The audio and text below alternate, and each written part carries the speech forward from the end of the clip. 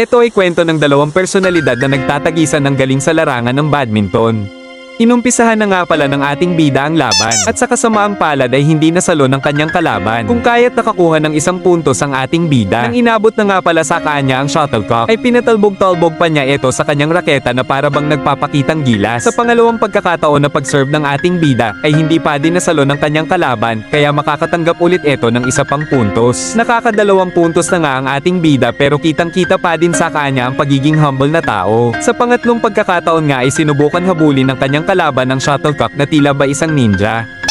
Ngunit masyadong magaling ang pagkakaserve ng ating bida kaya hindi pa rin ito natamaan ng kanyang kalaban. Sa sobrang galit nito ay binalibag niya ang shuttlecock at para bang gusto niya nang magwala at wasakin na lang lahat ng makita niyang instruktora.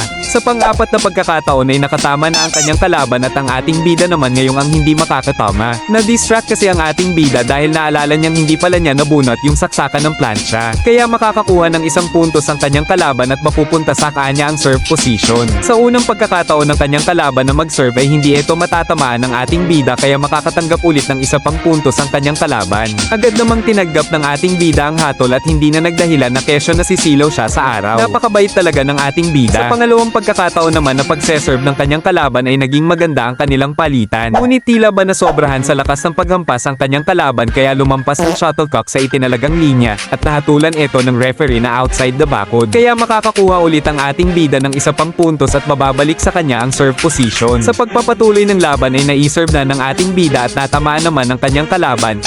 Ngunit hindi sapat ang kanyang ibinigay na puwersa para maibalik ang shuttlecock sa bida. Sa round na ito ay tila ba tumago sa rakita ng kanyang kalaban ang shuttlecock na tila ba ginamitan ng ating bida ng mahika ang kanyang pag-serve.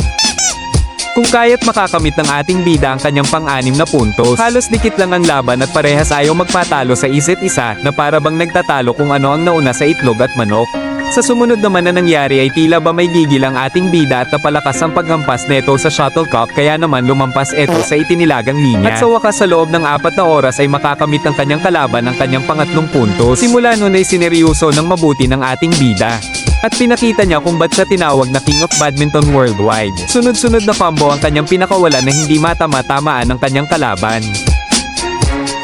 Halos maiyak na lang ang kanyang kalaban dahil sa mga nangyayari. Hanggang 10 puntos nga lang pala ang kanilang napagkasunduang laban. At eto na nga ang winning shot ng ating bida. Sa sobrang ganda ng pagpalo ay pwede mong pikturan at FB billboard. At sa huli ang ating bida pa rin ang nagwagi at mananatiling King of Badminton Worldwide.